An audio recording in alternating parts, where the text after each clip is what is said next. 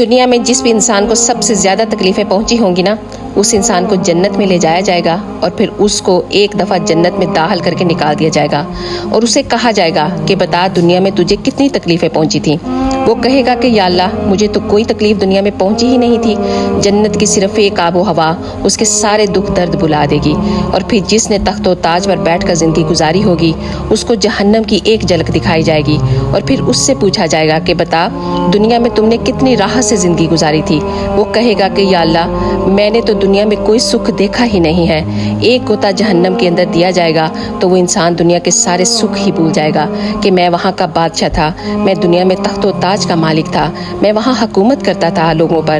اس کو اپنی ساری باتیں بھول جائیں گی۔ اب آپ بتائیں کہ اللہ کے حضور ہم نے حاضر ہونا ہے یا پھر اس دنیا فانی میں کھو کر ہی رہ جانا ہے؟ پلیز کامنٹس کر کے مجھے اس کے بارے میں ضرور بتائیے گا۔ جزاک اللہ خیر۔